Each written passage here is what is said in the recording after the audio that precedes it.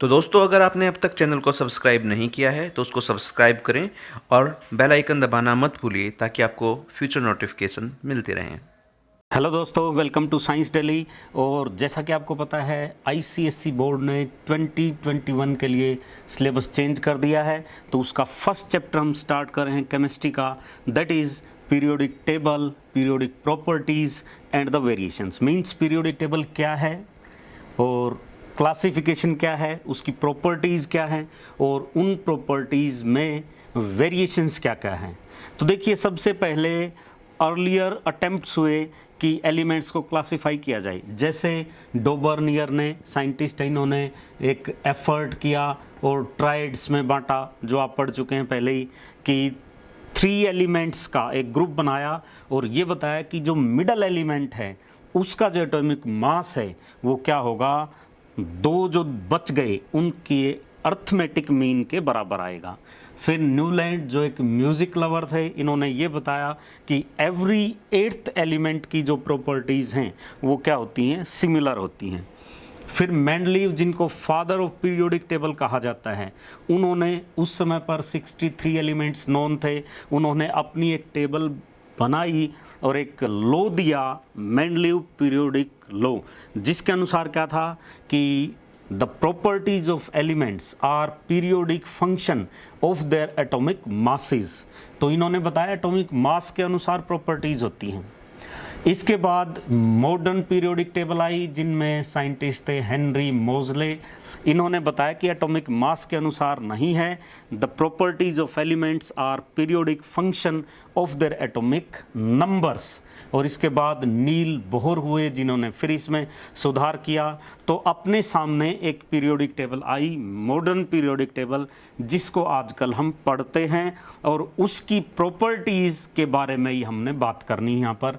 तो जैसा कि आपको पता है कि इसमें 2 तरह के कॉलम हैं, एक तो हॉरिजेंटल है, एक क्या है, वर्टिकल है।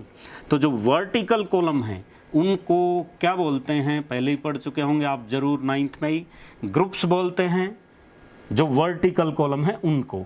और जो हॉरिजेंटल हैं उनको क्या बोलते हैं, पीरियड्स बोलते हैं।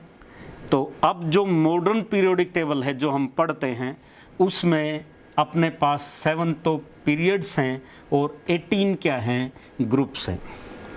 तो जैसे कि पहला जो ग्रुप है वो एल्कली मेटल्स का है, जिसमें कौन है, हाइड्रोजन को तो आप छोड़ दो, उसके नीचे के जो बच गए lithium, sodium, potassium, rubidium, caesium, francium, जो आप याद करते हो ना, हेलेन कब्र से फरार, तो वो एल्कली मेटल्स हैं। इसके बाद दूसरा जो ग्रुप है, बेटा, मांगे, कार, स्कूटर, बाप, राजी, तो ये क्या है, beryllium, magnesium, calcium, strontium, barium, radium, ये क्या है, एल्केलाइन अर्थ मेटल्स हैं। तो ये जो दोनों ग्रुप हैं, एक तो ये था, हाइड्रोजन को छोड़ दें तो हम हेलन कब्र से फरार, तो ये जो है, इन दोनों रोज को एस ब्लॉक एलिमेंट्स बोला जाता है, क्योंकि सब शेल 4 टाइप के हैं ना, एस, पी, डी, एफ। तो आउटर मोस्ट इलेक्ट्रॉन जिस सब शेल में जाता है वो उसी ग्रुप में है, अपने पास उसी ब्लॉक में है। तो ये दोनों एस ब्लॉक के एलिमेंट्स हैं, ग्रुप 1। तो ग्रुप 1 और ग्रुप 2 ये एस ब्लॉक के एलिमेंट्स हैं, because the last electron is entering into the S सब शेल।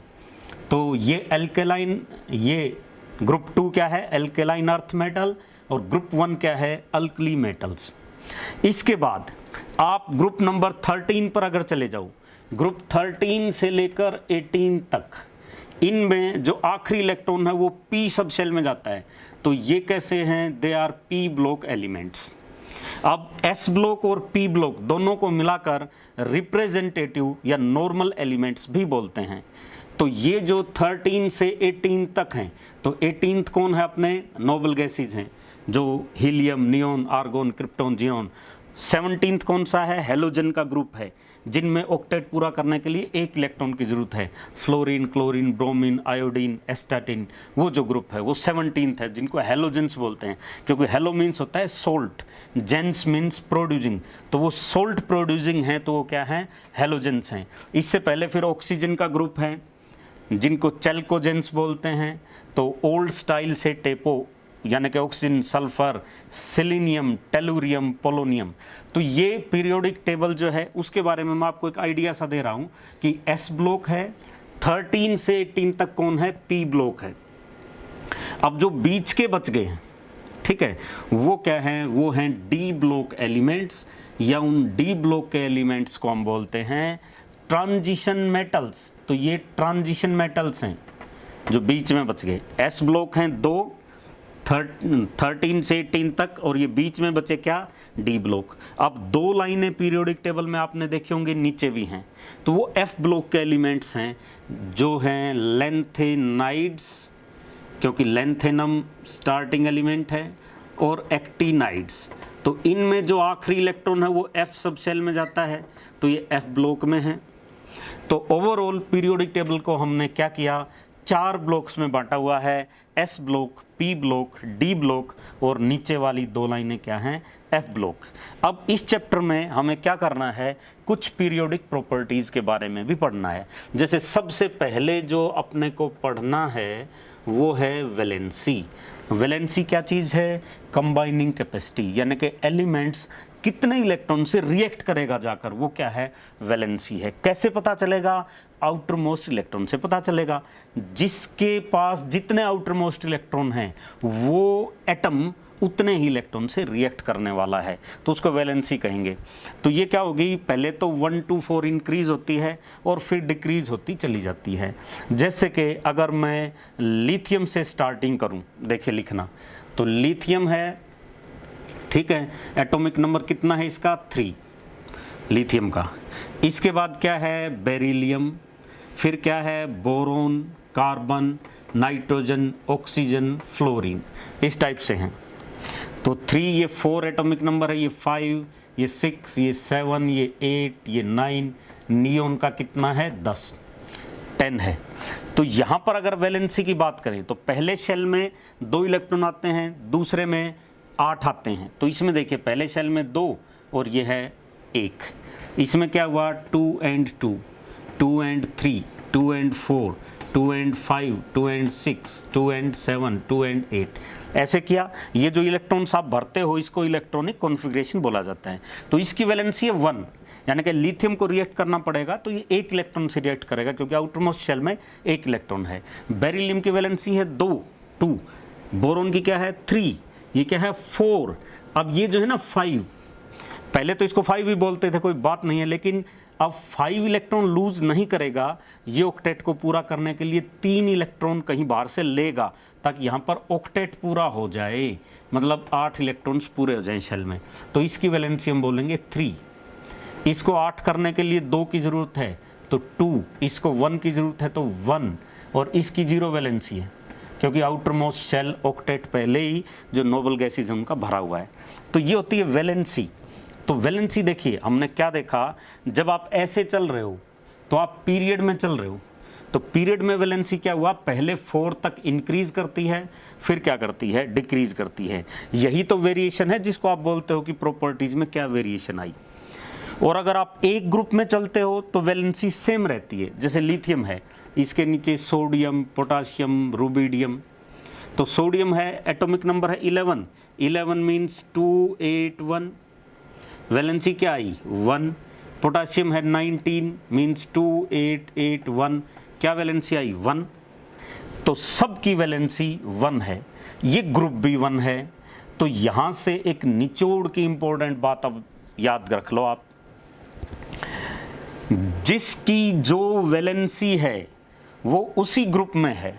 ये पहले ग्रुप में है, ये देखिए दूसरे ग्रुप में है, ये तीसरे में है, ये चौथे में है, एंड सो ऑन। तो जिस एलिमेंट की जितनी वैलेंसी है ना, वो क्या स्पेसिफाई करती है कि वो उसी ग्रुप में है, और जिसमें जितने नंबर ऑफ शेल्स हैं उसमें उतने ही पीरियड हैं। ये देखिए लिथियम में क्या क्या है, 2 and 1, इसका मतलब ये सेकंड पीरियड में है। इसमें देखिए 1 2 3, सोडियम में क्या है, 281, 3 हैं, तो ये थर्ड पीरियड है पीरियोडिक टेबल का, इसका मतलब। पोटाशियम देखिए 2881, इसका मतलब ये फोर्थ पीरियड है पीरियोडिक टेबल का। तो जिसमें जितने शेल हैं इसका मतलब वो उसी पीरियड में है, और जितनी जिसकी वैलेंसी है इसका मतलब क्या है, वो उसी ग्रुप में है। तो वैलेंसी एक ग्रुप में सेम रहती है। जैसे ये देखो, लिथियम की, सोडियम, पोटेशियम सबकी वैलेंसी सेम थी, ये ग्रुप 1 में थे सारे।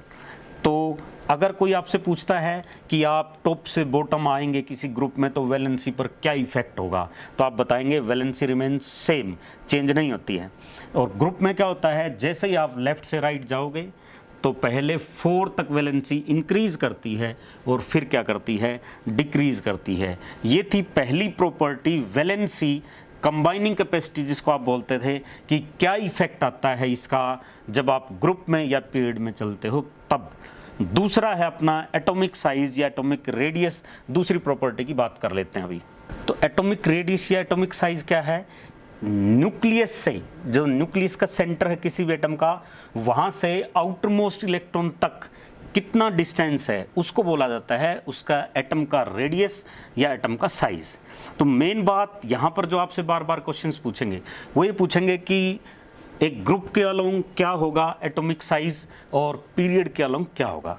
चलिए देख लेते हैं। मैं एक ग्रुप लिखता हूं यहां पर, ये है हाइड्रोजन, हेलन, कब्र से फरार, ठीक है।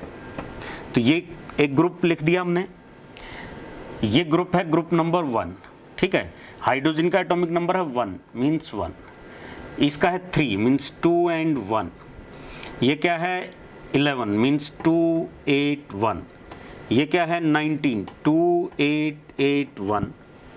क्या देख रहे हैं आप, जैसे आप टॉप से बॉटम की तरफ आ रहे हो, ऊपर से नीचे आ रहे हो, क्या हो रहा है, number of shells are increasing.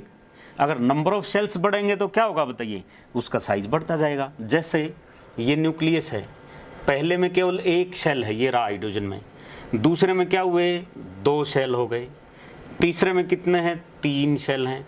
क्या हो रहा है बताइए आप, एटम का साइज क्या हो रहा है, बढ़ रहा है। तो जैसे आप टॉप से बॉटम की तरफ आ रहे हो एटॉमिक साइज इंक्रीज कर रहा है। तो याद रखो दोस्तों, when we move from top to bottom in a group, atomic size increases or atomic radius increases because the number of shells are increasing, क्योंकि number of shells क्या कर रहे हैं, increase कर रहे हैं। अब along a period देखिए आप, मान लिए इस दूसरे पीरियड में, कैसे पता लगा, ये पढ़ चुके हम, क्योंकि 2 शेल हैं तो दूसरा ही पीरियड है। इसमें अगर आप आगे चलें, लिथियम, अब जैसे कि beryllium, boron, carbon, nitrogen, oxygen, fluorine, इस तरह से, तो इसका एटॉमिक नंबर है 4 मीन्स 2 and 2, इसका है 5 मतलब 2 and 3 इलेक्ट्रॉन्स, इसका है 6 मतलब 2 and 4 इलेक्ट्रॉन्स, ये क्या है 7 मतलब 2 and 5, ये क्या है 2 and 6। क्या देख रहे हैं आप कि नंबर ऑफ शेल तो वही है, सब में 2 शेल हैं, लेकिन जो सबसे बाहर वाला शेल है उसमें इलेक्ट्रॉन्स इंक्रीज हो रहे हैं। इससे क्या होगा, अकेले इलेक्ट्रॉन नहीं, न्यूक्लियस में प्रोटॉन भी तो प्रेजेंट हैं, तो प्रोटॉन भी, क्योंकि जितने इलेक्ट्रॉन होते हैं उतने ही प्रोटॉन भी तो हैं, तो इनमें अट्रैक्शन बढ़ेगा, तो न्यूक्लियर चार्ज बढ़ेगा, अट्रैक्शन बढ़ेगा, because the electrons are added within the same shell, और चार्ज बढ़ेगा तो क्या होगा, एटम का साइज कम होता जाएगा। तो अगर आप किसी पीरियड में लेफ्ट से राइट जाते हो तो क्या होता है, एटॉमिक साइज क्या करता है, डिक्रीज करता है। क्यों, because the electrons are added, ये देखिए electrons are added within the same shell, as a result effective nuclear charge, यानी कि अट्रैक्शन, कौन सा, न्यूक्लियस और आउटर मोस्ट इलेक्ट्रॉन के बीच का, effective nuclear charge increases, so the attraction increases between the nucleus and outer most electron. तो nucleus और उसके बीच में अट्रैक्शन बढ़ेगा तो क्या होगा, साइज कम होता जाएगा। तो ये आपको ध्यान रखना है। इसके अलावा 3 पॉइंट्स हैं जो आपको याद रखने हैं। पहला पॉइंट, कैटायन का जो साइज है वो एक एटम से कम होता है न्यूट्रल एटम से। जैसे कि आपको एक दे दिया जाए सोडियम और एक दे दिया जाए सोडियम कैटायन, तो सोडियम कैटायन का साइज कम होगा एटम की बजाय। अपने आप देख लो आप, ये सोडियम है 281, Na पॉजिटिव का क्या मतलब है, 281 था ना, तो 1 पॉजिटिव मीन्स एक इलेक्ट्रॉन उड़ा दिया आपने, यानी कि रिमूव कर दिया, तो अब तो 2 ही शेल तो बच गए। ये दो नहीं बचते तो भी कोई बात नहीं थी, प्रोटॉन तो वही रहते, इलेक्ट्रॉन एक कम होगा, अट्रैक्शन कम होता। तो कैटायन का size, the size of cation is always smaller than a neutral atom. ये पॉइंट आप याद रखेंगे। दूसरा पॉइंट, एनायन का जो साइज है वो न्यूट्रल एटम से ज़्यादा होगा। जैसे पहले था Cl, क्लोरीन था, इसको आपने एक इलेक्ट्रॉन देकर क्या बना दिया, Cl नेगेटिव। तो आपने आउटर मोस्ट में इलेक्ट्रॉन डाला, इलेक्ट्रॉन इलेक्ट्रॉन में क्या होगा, रिपल्शन होगा। और प्रोटॉन तो बड़े नहीं, वो तो उतने ही हैं, तो क्या होगा, इसके कारण साइज बड़ा होगा। तो एनायन का साइज न्यूट्रल एटम से बड़ा होता है, कैटायन का साइज छोटा होता है। अब आप ये सोच रहे होंगे कई बार ऐसा भी तो हो सकता है, तो पहला पॉइंट ये, दूसरा ये, तीसरा ये जो आप बता रहा हूँ, ऐसा भी तो हो सकता है कि आइसो इलेक्ट्रॉनिक्स आ जाएं, यानी कि ऐसे स्पीसीज हों जिनमें इलेक्ट्रॉन सेम हो। जैसे हमें बोल दिया Na पॉजिटिव, Na पॉजिटिव में कितने हैं, 10 इलेक्ट्रॉन हैं, 2 और 8, क्योंकि एक आपने यहाँ से रिमूव कर दिया। अब इसी तरह मैग्नीशियम है 2 पॉजिटिव, अब एटॉमिक नंबर 12 था, 2 आपने हटा दिए, तो इसमें भी यही बचे। फिर है एल्यूमिनियम 3 पॉजिटिव, 13 था एटॉमिक नंबर, 3 इलेक्ट्रॉन आपने निकाल दिए, इसमें भी 10 बचे हुए हैं। अगर ऐसा हो जाए तो साइज हम कैसे डिसाइड करेंगे। अगर आइसो इलेक्ट्रॉनिक स्पीसीज आ जाए ना, तो उसको फिर डिसाइड करेगा, कहाँ लिखें, यहाँ जगह है, लिख देता हूँ। वैसे तो आपको पता होगा, नाम सुन रखा आपने, न्यूक्लियर चार्ज। न्यूक्लियर चार्ज बोले तो प्रोटॉन्स, तो फिर प्रोटॉन्स डिसाइड करेंगे कि साइज का क्या होगा। अब प्रोटॉन तो न्यूक्लियस के अंदर बैठे हुए हैं, वहाँ तो फर्क पड़ना नहीं। अब इसमें कितने प्रोटॉन हैं, एटॉमिक नंबर के बराबर, इसमें कितने हैं, 12 हैं, इसमें कितने हैं, 13 हैं, लेकिन इलेक्ट्रॉन 10 हैं। तो प्रोटॉन 13 है, इलेक्ट्रॉन 10 है, तो बहुत ज़्यादा अपनी तरफ खींच लेंगे, क्योंकि पावर बढ़ गई ना प्रोटॉन्स की, तो इसका साइज कम होगा, सबसे कम इसका होगा, मीन्स सबसे ज़्यादा इसका, फिर ये एंड सो ऑन। इस तरीके से आप बता सकते हो एटॉमिक साइज और एटॉमिक प्रॉपर्टीज़ के बारे में।